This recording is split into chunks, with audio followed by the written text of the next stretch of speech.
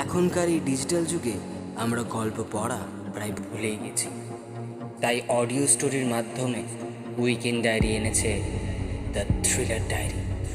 আমাদের আজকের নিবেদন সৈয়দ মুস্তাফা সিরাজের লেখা হাওয়া বাতাস। সেবার পুজোর সময় আমার মামা বাড়ির ছোট বড় সবাই মিলে হিমালয় ভ্রমণে গেলে বাড়ি পাহারার দায়িত্ব পড়েছিল আমার কাঁধে। অবশ্য আমি একা নই, বাড়ির পুরনো কাজের লোক রামলালও ছিল। লোকটা রাঁধুনি হিসাবে খাসা। দুজনে মনের আনন্দে যথেচ্ছ খেতুম আর ক্যারাম পিটোতুম। শুধু রাতের বেলাটা, সে কথা বলতেই এক গল্প। বাড়িটা শহরতলি এলাকায়, একেবারে শুনশান, নির্জন, আর গাছপালা পুকুর ডোবাও প্রচুর। মনেই হবে না শহরের এক নাকের ডগায় এমন পাড়া গেয়ে থাকতে পারে। তাছাড়া খুব পুরোনো আমলের বাড়ি, চারিদিকে বাগান, পুকুর, একটা বাঁশবন পর্যন্ত।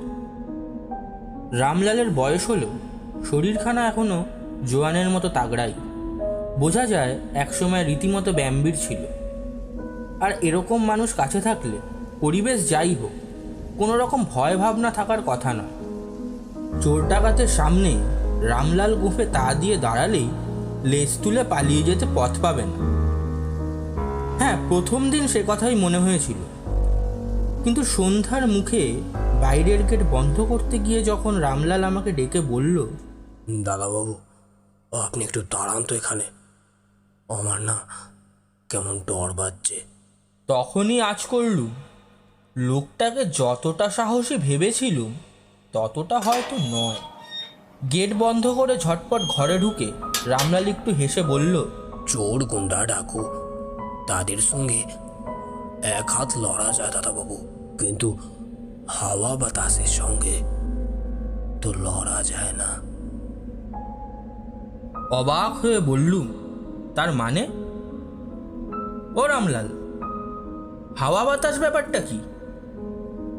রামলাল চোখ টিপে বলল, সে আছে, কর্তাবাবু যতক্ষণ বাড়িতে থাকেন ততক্ষণ কোনো ঝামেলা হয় না। রাত বিরেতে উনি বাড়ি না থাকলে বেটা পেয়ে বসে। কেমন অস্বস্তি হলো ওর কথাটা শুনে। বললুম, কার কথা বলছো? খুলে বলো তো রামলাল। রামলাল ফের চোখ টিপে বলল, আছেন তো, মালুম হয়ে যাবে। হয়তো মালুম খানিকটা হলো কিছুক্ষণ পরেই।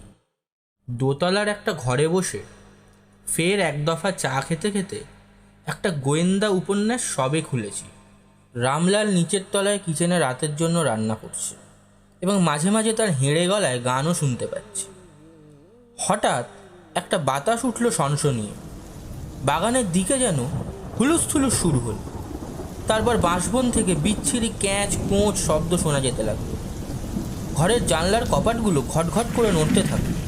আর সেই সময় গেল আলো নিভে। সারা এলাকা অন্ধকার হয়ে গেল।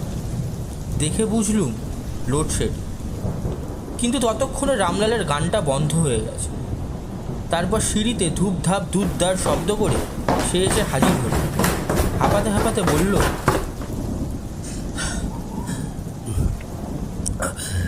কিচেনে হ্যারিকেন ছিল, খুঁজে পেলুম না। শিগগির মোম জ্বালুন দাদাবাবু। টেবিলের ড্রয়ার হাতড়ে মোমবাতি বের করে জ্বেলে নিল। আশ্চর্য, বাতাসটা আর নেই। বললুম, কি ব্যাপার রামলাল, তুমি কি ভয় পেয়েছো? রামলাল কাছুমাছু মুখে হাসল, বলল,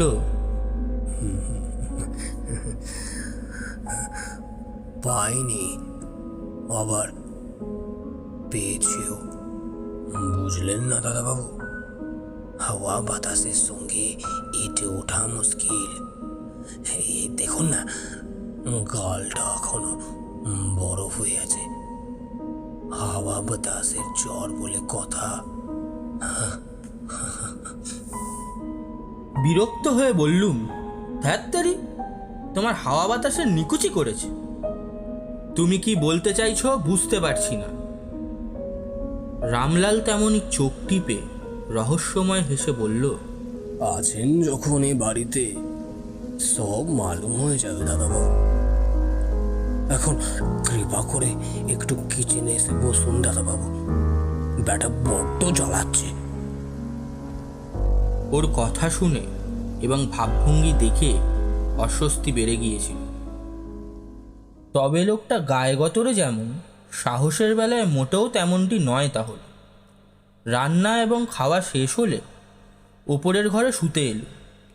আমিই ওকে এ ঘরে শুতে বলতুম, কিন্তু কিছু বলার আগে রামলাল নিজেই অনুরোধ করল, আমার ঘরেই মেঝেতে শুতে পারলে রাতের ঘুমটা তার হবে, নইলে নাকি ওই হাওয়া বাতাস তাকে ঘুমাতেই দেবেন। বাতাসের কি প্রাণ আছে? বাতাস কিভাবে এবং কেন মানুষকে জ্বালাতন করবে আমি ভেবেই পাচ্ছিলাম না। ততক্ষণে আলো এসেছে। মেঝের শতরঞ্চির ওপর চাদর পেতে রামলাল নাক ডাকতে শুরু করেছে। ভিন্ন জায়গায় আমার সহজে ঘুম আসে না, তাছাড়া ওই অস্বস্তি। বিছানায় শুয়ে টেবিল ল্যাম্পের আলোয় গোয়েন্দা উপন্যাসটা পড়ার চেষ্টা করছি। এমন সময় আবার সেই উটকো বাতাসটা বাগানের দিকে সনসনিয়ে উঠল। তারপর জানলা খটখটিয়ে ঘরে ঢুকল। জোরে ফ্যান চালিয়ে দিয়েছিল মশার অত্যাচারে। ভাবলুম ভালোই হলো, বাইরের এই হতচ্ছাড়া বাতাসটা এসে মশাগুলো দফা রফা করল। কিন্তু ফের সেই লোডশেডিং। তারপর বাঁশবনে ক্যাঁচকোচ আওয়াজের মধ্যে ক্রমশ যেন যন্ত্রণাকাতর মানুষের গোঙানি শুনতে পেল। প্রচণ্ড যন্ত্রণায় কুঁকিয়ে কুঁকিয়ে কাঁদছে। আমার গায়ে কাঁটা দিল। এ কখনো কানের ভুল নয়। তাছাড়া ঘরের ভেতর বাতাসটা দাপিয়ে বেড়াচ্ছে। চারিদিকে বাইরে এবং ভেতরে প্রচণ্ড হুলুস্থুলুস চলছে। আমি কাঠ হয়ে রইল। উঠে জানলা বন্ধ করারও সাহস হলো না। তারপর আচমকা নিচের তলায় প্রচণ্ড শব্দে কি একটা পড়ে গেল শুনল। পড়ার শব্দে বিকট ঝনঝন শব্দ। বুঝি প্রকাণ্ড একটা কাঁচ ভেঙে গুড়িয়ে গেল। আর চুপ করে থাকতে পারলুম না। ডাকলুম, রামলাল, এই রামলাল, ওঠো ওঠো, শিগগিরই ওঠো। অবাক হয়ে দেখি রামলাল কখন জেগে গেছে। সে ভারী গলায় বলল, চুপসে শুয়ে থাকুন দাদাবাবু, ও কিছু না। উঠে দাঁড়িয়ে বললুম, কি বলছো তুমি? নিশ্চয়ই নিচের কোনো ঘরের জানলা খুলে গেছে, ছবিটা পড়ে ভেঙে গেছে। রামলাল বলল, ও হাওয়া বাতাসের কাণ্ড বাবু, চুপচাপ শুয়ে থাকুন। খাপ্পা হয়ে বললুম, নিকুচি করেছে তোমার হাওয়া বাতাসে। মামাবাবু এসে যদি দেখেন এভাবে আমরা বাড়ি পাহারা দিয়েছি, তোমারও চাকরি যাবে, আমিও মুখ দেখাতে পারবো না। ও টোট, চল দেখি কি ভাঙলো। আপনি গিয়ে দেখুন দাদাবাবু, আমি যাবো না। রাগ হলে মানুষের সাহস বাড়ে। বালিশের পাশ থেকে টর্চ নিয়ে দরজা খুলে বেরিয়ে গেল। সিঁড়ি দিয়ে নামবার সময় টের পেলুম বাতাসটা হঠাৎ থেমে গেছে। না, বাতাস বলা আর উচিত হবে না, একে ঝড় বলাই ভালো।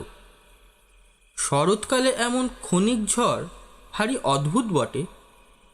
বছরের এ সময়টা ঝড়ের সঙ্গে বৃষ্টিও হয় এবং তা এক নাগাড়ে কয়েকদিন থাকে, কিন্তু এই আচমকা ঝড়ের স্থায়িত্ব মাত্র কয়েক মিনিট।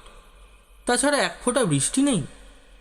আকাশ সারাদিন প্রায় নির্মেঘ ছিল, রাতেও তাই। আকাশ ভরা তারা ছকমক করছে। নিচের তলায় পৌঁছে মনে পড়ল, চাবির গোছাটা তো আনতে ভুলে গেছি। মামাবাবু সব চাবির ডুপ্লিকেট দিয়ে গেছে। বলে গেছেন প্রতিদিন সব ঘর যেন রামলালকে দিয়ে পরিষ্কার করিয়ে নি। পরিচ্ছন্নতার বড়ই বাতিকো। টর্চের আলো বসার ঘরের দরজায় পড়তেই চমকে উঠল। দরজা হাট করে খোলা। মরিয়া হয়ে ভেতরে ঢুকে দেখলুম যা ভেবেছি তাই।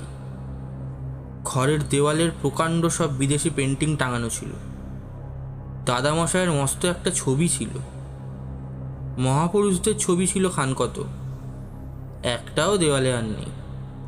মুখ থুবড়ে নিচে পড়ে খান খান হয়ে গেছে, ফ্রেম পর্যন্ত ভেঙে গেছে। আরও অদ্ভুত ব্যাপার, সারা ঘরে যেন হুলুস থুলুস লড়াই করেছে কারা। সোফাগুলো উল্টে পাল্টে পড়েছে, ডিভানটা কাত হয়ে রয়েছে, বইয়ের দুটো আলমারি টানাটানি করে স্থানচ্যুত করেছে কারা। হতভম্ব হয়ে দাঁড়িয়ে গেছি ব্যাপার দেখে। অবশ্য আঙুল টর্চের বোতাম থেকে সরে যেতেই অন্ধকারে ঘিরে ফেলল, এবং তখন সচেতন হয়ে আবার বোতাম টিপল। উজ্জ্বল এক ঝলক আলো কোণের দিকে গিয়ে পড়ল। সঙ্গে সঙ্গে আমার হৃৎপিণ্ডে রক্ত ঝলকে উঠল, আর শরীর হিম হয়ে গেল যেন। কোণের মেঝে ও দেওয়ালে চাপ চাপ টাটকা রক্ত জল জল করছে, আর এক মুহূর্ত দাঁড়াবার বা ব্যাপারটা ভালো করে দেখার সাহস হলো না। তক্ষুনি ঘুরে কাঁপতে কাঁপতে এবং টলতে টলতে প্রায় দৌড়ে চললুম। সিঁড়িতে আছাড় খেয়ে টর্চটাও গেল বিগড়ে। চেঁচিয়ে উঠলাম, রামলাল, রামলাল! রামলাল মোম হাতে সিঁড়ির মাথায় দাঁড়িয়ে বলল, কে হলো দাদাবাবু? ভাঙা গলায় অতি কষ্টে বললুম, নিচের ঘরে কাকে খুন করা হয়েছে রামলাল? রামলাল আশ্চর্য, ফিক করে হাসল, আগের ভঙ্গিতে বলল, ও কিছু না, ও সব হাওয়া বাতাসের কাজ দাদাবাবু। চলে আসুন দেখি।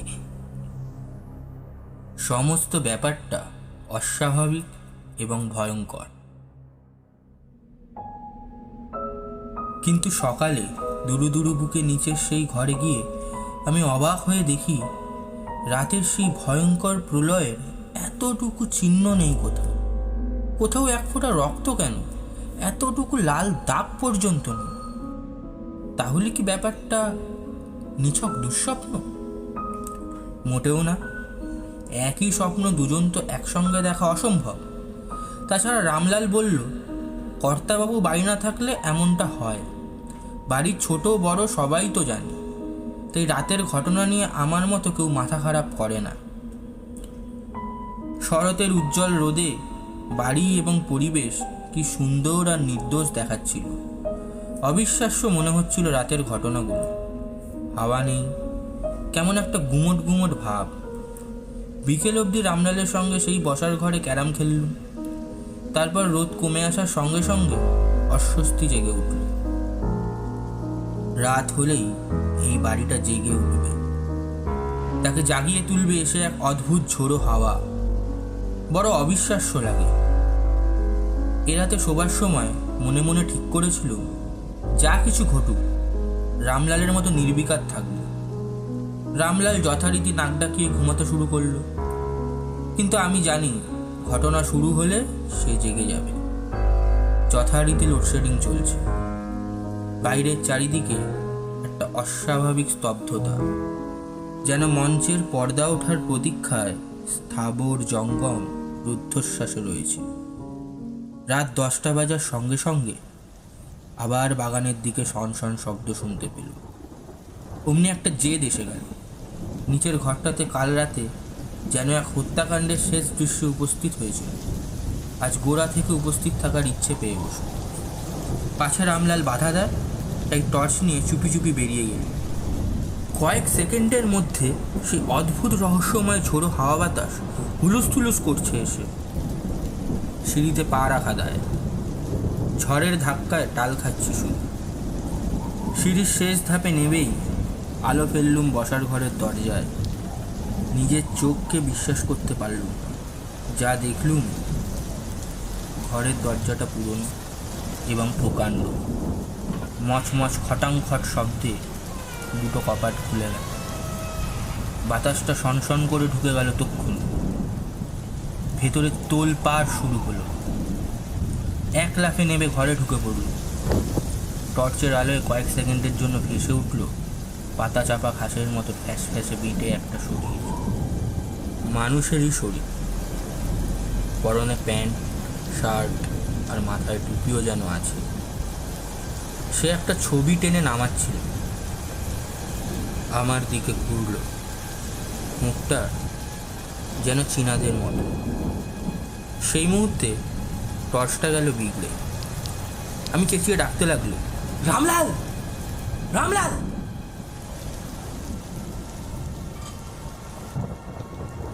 তারপর টের পেলুম অসম্ভব ঠান্ডা হিম 2 হাত আমার আমার গলা টিপে ধরেছে। জ্ঞান হারানোর মুহূর্তেও রামলালকে ডাকার চেষ্টা করছিল।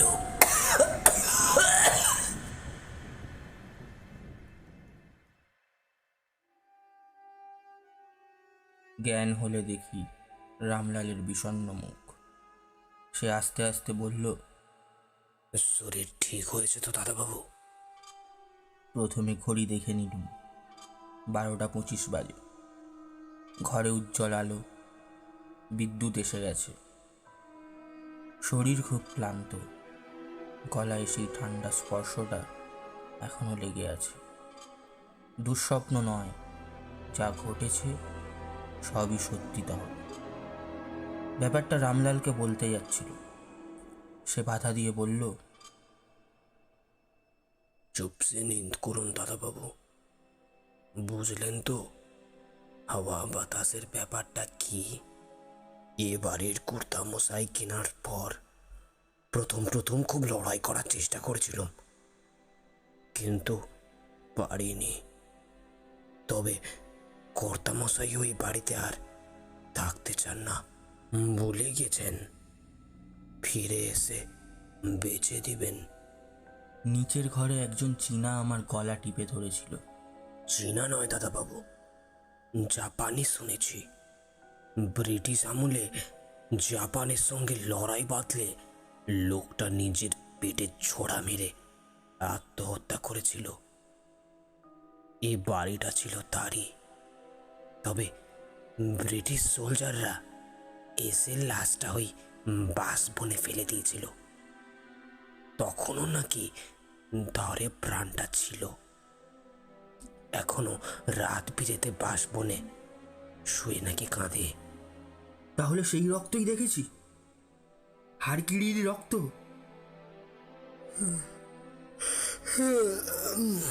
ছেড়ে দিন দাদাবাবু, আপনাকে তো বলেই ছিল এসব নিয়ে মাথা ঘামাবেন না। হাওয়া বাতাসের থেকে গা বাঁচিয়ে চললে কোনো ক্ষতি হবে না, লড়তে গেলেই যত ঝামেলা। বুঝলুম, জাপানি ভদ্রলোক হাড়কিড়ি করে মারা গেছেন বটে, এখনো ব্রিটিশদের ওপর রাগটা মেটেনি। ওকে বুঝিয়ে দেওয়া দরকার এদেশ ছেড়ে ব্রিটিশরা কতকাল আগে চলে গেছে। আমার বিশ্বাস সেটা বুঝলেই উনি স্বদেশে চলে যাবে।